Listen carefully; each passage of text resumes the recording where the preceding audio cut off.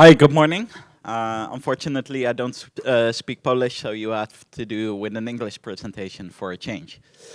So when you submit a presentation, you don't actually know what time slot you're going to get. So my presentation was first called Network Change Before Beer.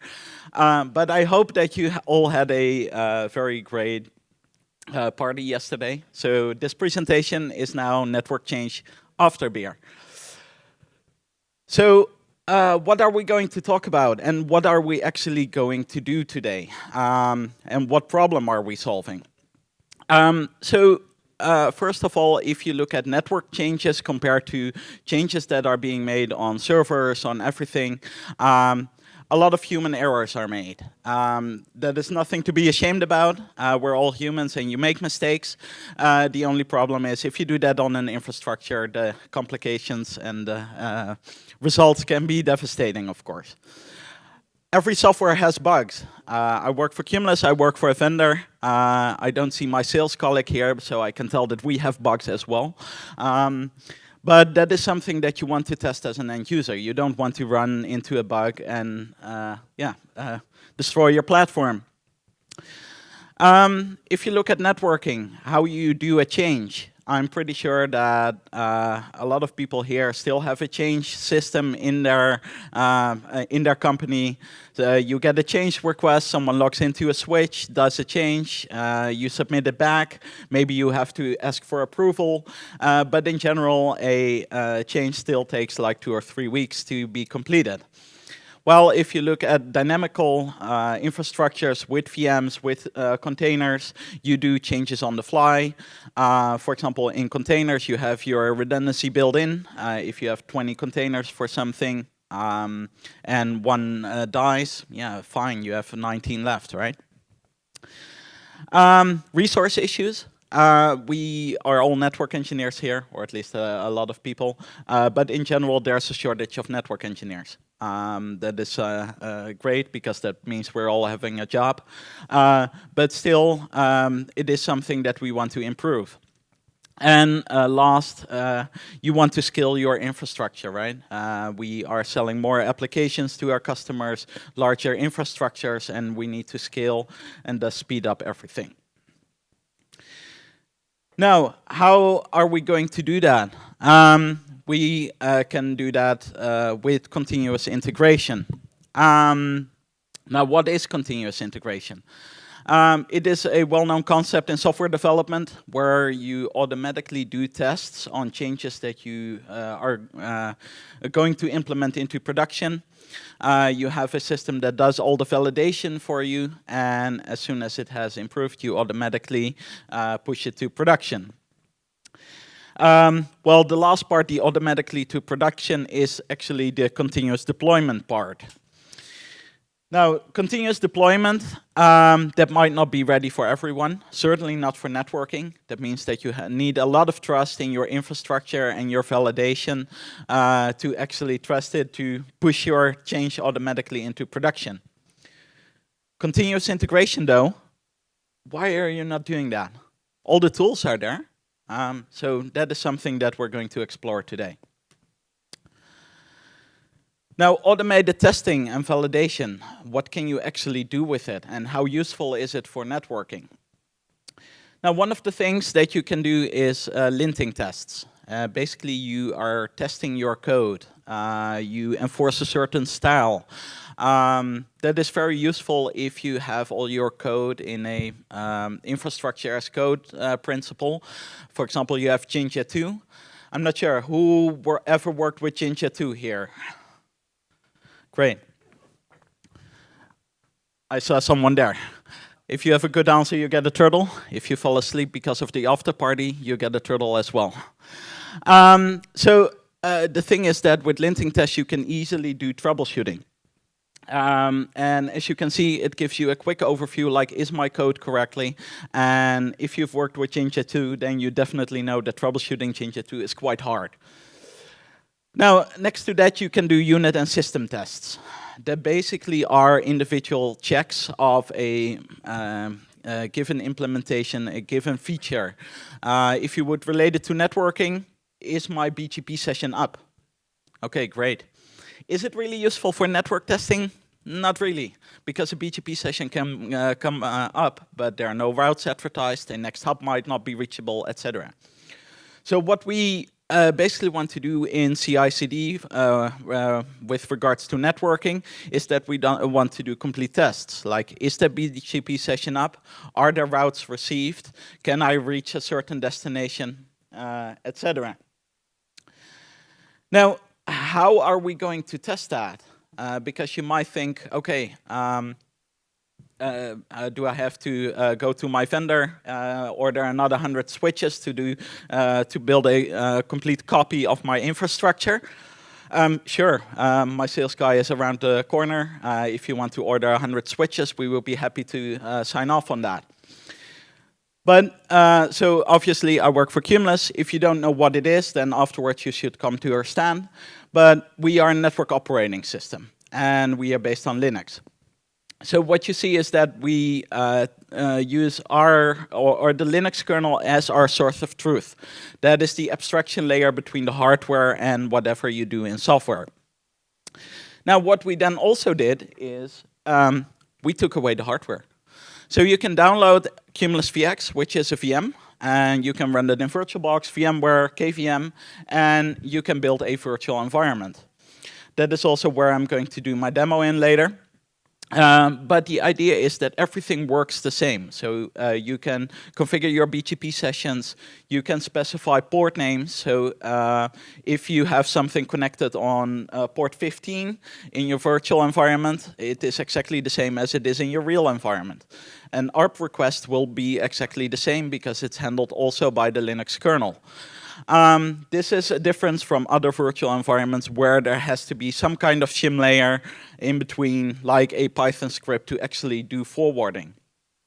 You can even forward packets in a virtual environment. I won't be showing that today, but you can send like 10 Mbit, 20 Mbit of traffic over your virtual environment. Obviously, you can send 100 gig because it's all virtual and handled by a CPU.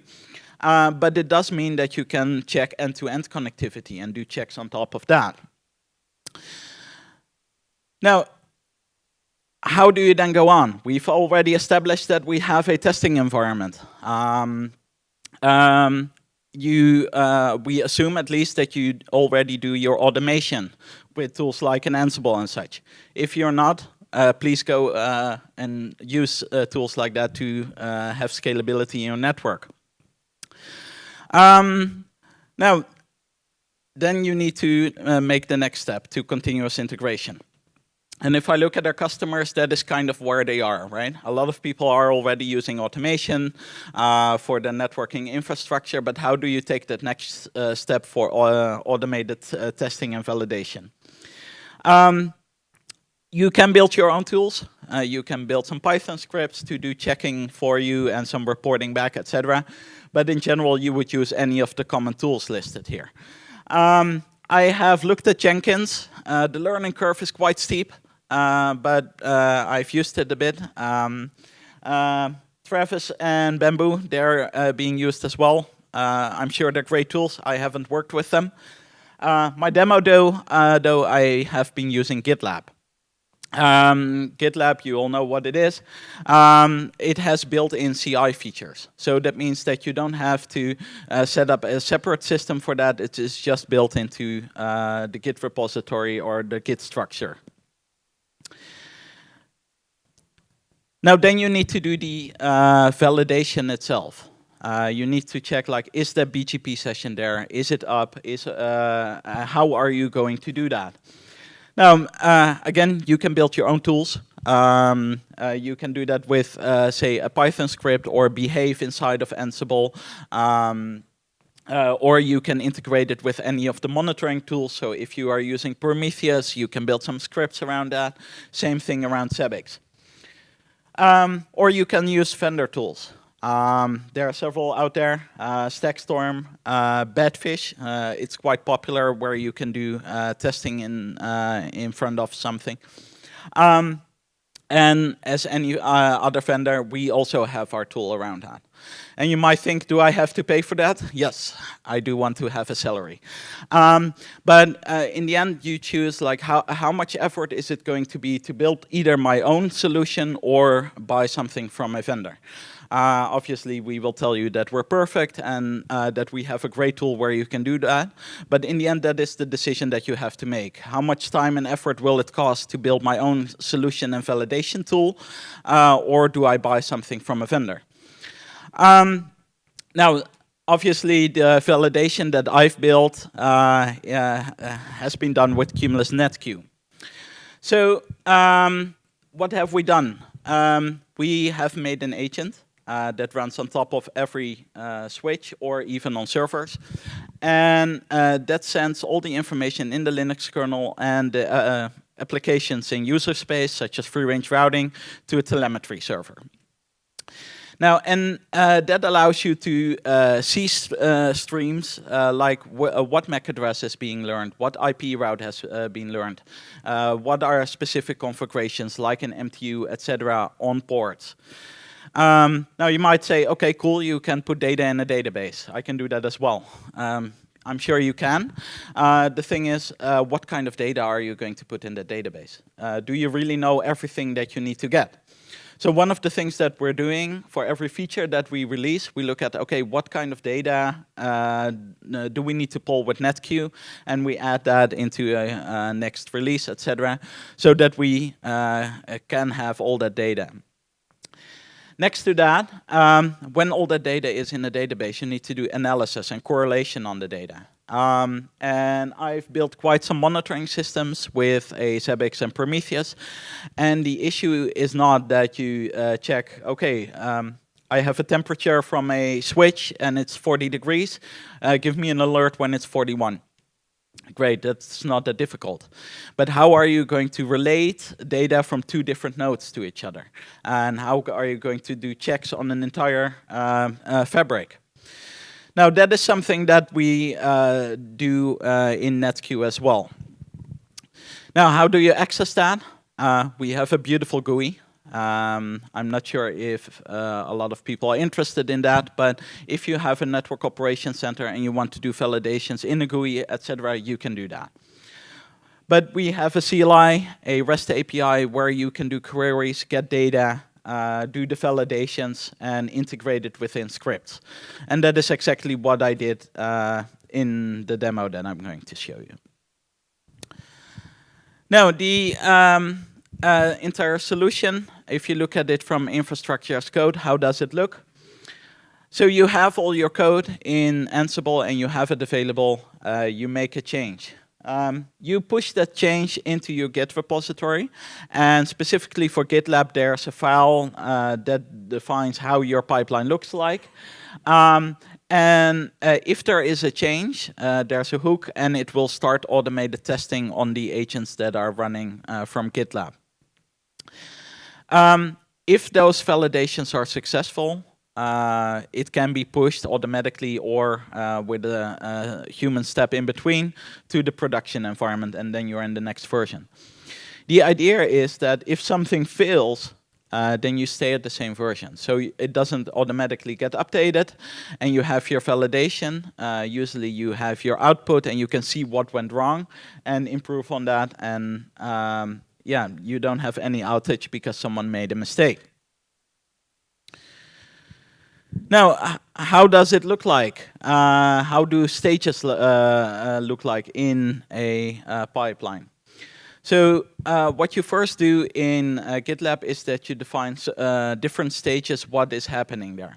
So in this case, I have two different stages. First, I'm going to check everything in a testing environment with VX that I've built. So what you see here is that it is only executed on the agents that have a specific tag called staging. And what it does then is it rolls out my entire Ansible playbook. It waits a bit for the convergence there, and it does several NetQ checks. These NetQ checks, they are basically a dozen to 30 different checks and correlations to see if things like BGP are correct, are running. And if there is an issue, it has an exit value, and it basically exits and there's nothing being pushed to production. What you see here is this is a production stage. And the key thing here is you see that it's pretty much the same thing, although I didn't put everything on the slide. But the key thing is here it says when manual. If you remove that, it will continue automatically without any human intervention. So if you trust all the checks enough, you can do that as well. Now, before I start in the demo, obviously when building demos, it is not a production-ready system yet. It gives some ideas how to implement that, but there are some things that you can do more. One thing that I have another demo on is how to use a tool called Netbox as your source of truth. And you can use that to build your virtual environment and have that as your source with all your data to deploy both your production and virtual environment. More authentication and role-based access if you're doing CI/CD. We have one customer where the engineers prepare all the changes, but then it has to go through a security officer to actually have the change approved before it's being pushed in production. So you can all have that in a single system. You can do more with Git. I just have one master branch and I update that and it starts on rolling, but you can have different branches, etc. And people that know more about Git than I do can certainly take some changes on that. So, as for the demo, it worked great at 2:30, so I hope that it still works as it should be.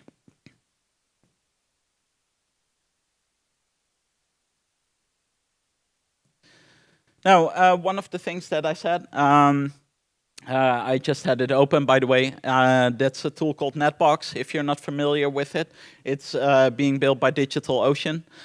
It's a complete management platform, and it has a really awesome API. So that means that you can model your entire network, all your connections, all your configurations. For example, if you look here, I have defined all my IP addresses, my VXLAN tunnels, IRB interfaces, etc. And you can pull that out with an API and use it as a dynamical inventory for Ansible. Now, I don't have that for this demo specifically, but I just had it open to have a look. Now, another thing is that we have a nice GUI, of course, in NetQ. So what you see here is that I have this interface, and it's very nice, of course. So what you can do is you can add cards and do validations in a GUI as well. So if I would do a BGP check, it will open another card that will take way longer than in the CLI, but you can have that. So in what we have, you define different premises, so different sites, and what you see here is that I also have a different site for a CI/CD environment. So this is basically the exact same copy of that other site, but it's a virtual environment. So let me show you then a bit what I've been working on. So this is our reference topology. It is a big spine leaf 3-tier environment. You see that it has 2 different pods, super spines, an edge with switches and routers, etc. And this is all made with Cumulus VX.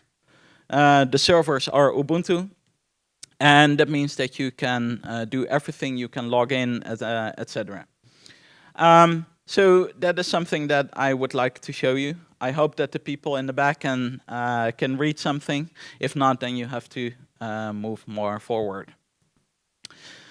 So I'm basically logged into the out-of-band management server from where I can manage everything. Now, if I, for example, type something here, I do a netqueue check agents, and what it does, it will check all the agents that are running. In this case, there are 27 running in the topology. That kind of checks are all done automatically. But if I would log into one of the switches itself, given that it's just an environment, I can show you that it's really live. So if I would log into one of the leaf switches, you basically see that there are now 4 BGP sessions running, routes are being received.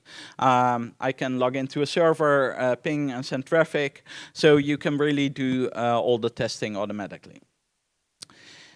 In this other window, I have my virtual environment that is a direct copy of what you see on the top.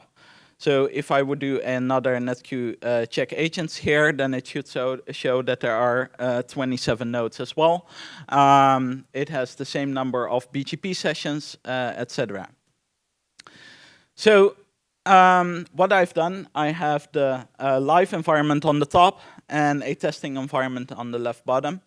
And in both of those environments, a GitLab agent is running. And what I'm going to do is I'm going to make a change in a bin. And that change is being pushed to the Git repository. Now, what I can show you is the GitLab runner, which is their agent. You can see that it has 2 environments, one in the staging and one in the live environment, and they're both running. And as soon as I make a change in the Git repository, so I will update one of my inventories to delete something or add something. And as soon as it has, it will load the pipeline. So that is what I showed you in the presentation. It will run my playbook, do several netqueue checks, and afterwards it will push that to the production environment. So if I then go back, let me do a quick thing. So this is one of my inventory files. What you see here is for a specific pod. I have defined 3 layer 3 VNIs and some layer 2 VNIs. So what I'm going to do is a very simple thing. I'm going to delete a layer 2 VNI. That customer is angry and he went away. So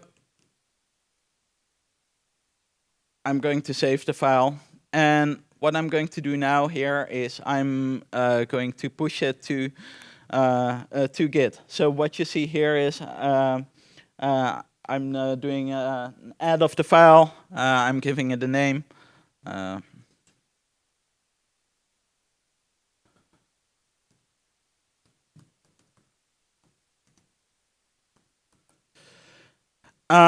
And it will push it to the Git repository, and it should be visible in GitLab almost directly.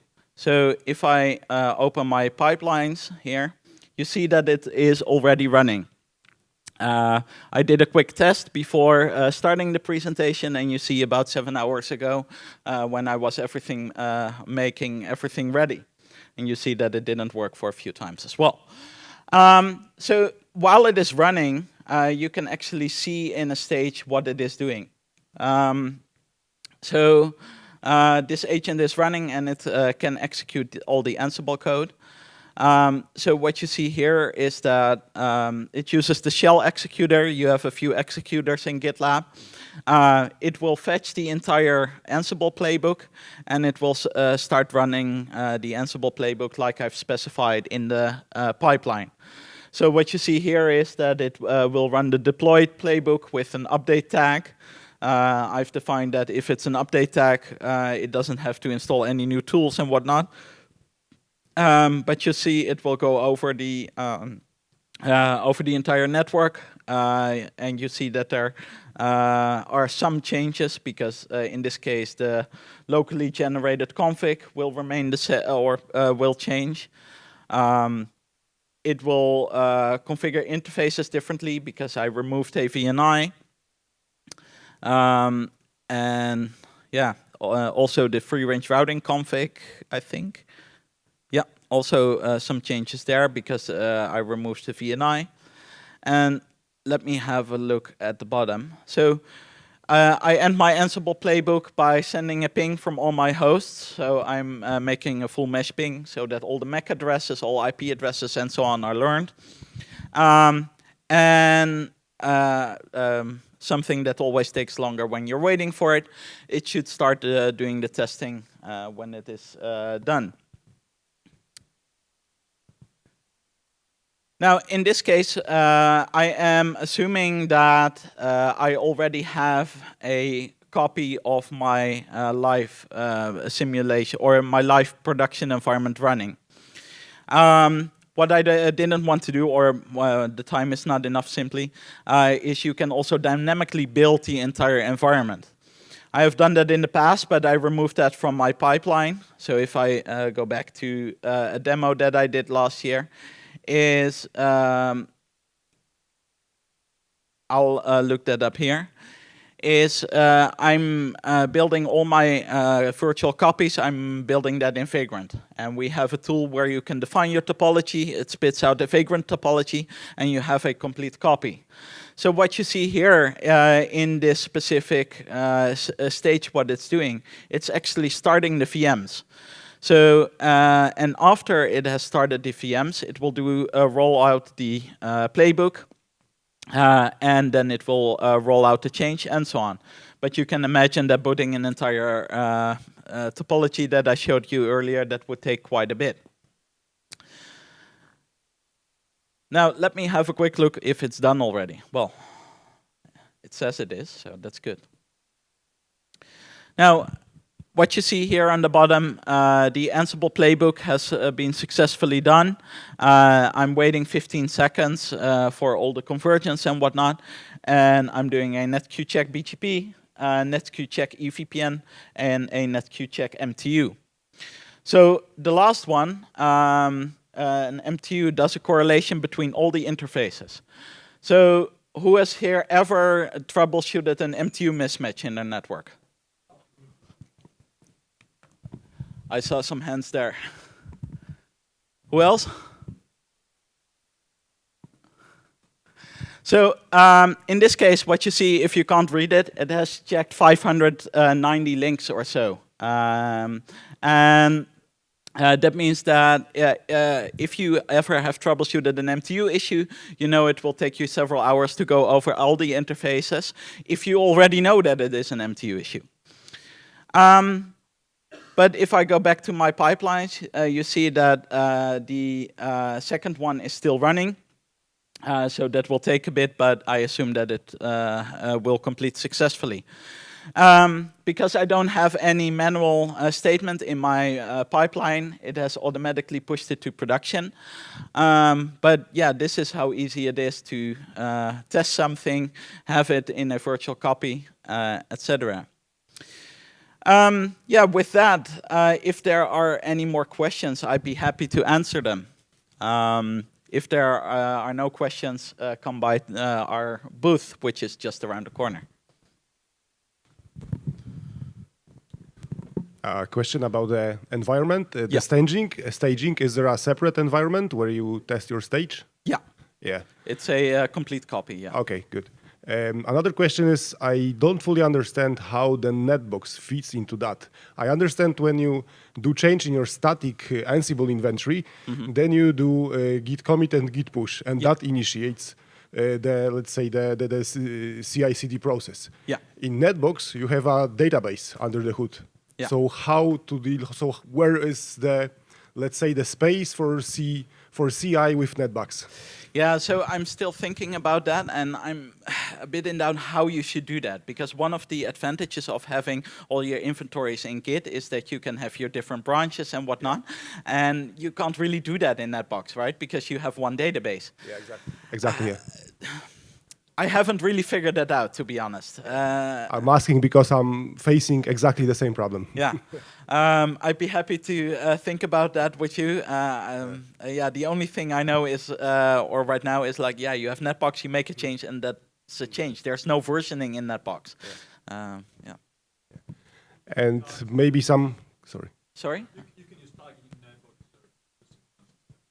Okay, well, How super is tagging at this stage? but also for a complete release, or is it just on a specific change, or?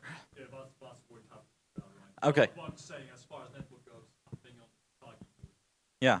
Maybe also some snapshot of a database or something like that. Yeah, so right now what I'm doing in my virtual environment, I'm already building Netbox with a snapshot from the database. So technically you can do something like that. And then it means that you could push that snapshot of the database in a Git repository and have some kind of versioning. But yeah.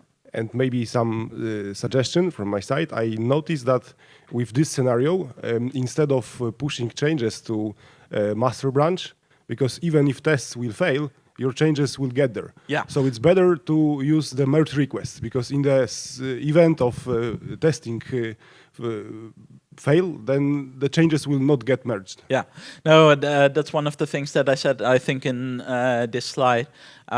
I'm not an expert in Git. I'm not a software developer. I should do more with it. I am also a network engineer. But yes, you should use different branches and push your change to a different branch and only do committing changes from a specific branch and whatnot. But yeah, I didn't get around to it. But when you develop the code in the Git for Ansible or Terraform, you are a developer. So right now I'm hybrid, right? Okay. Thank you very much. Awesome presentation. Thank you.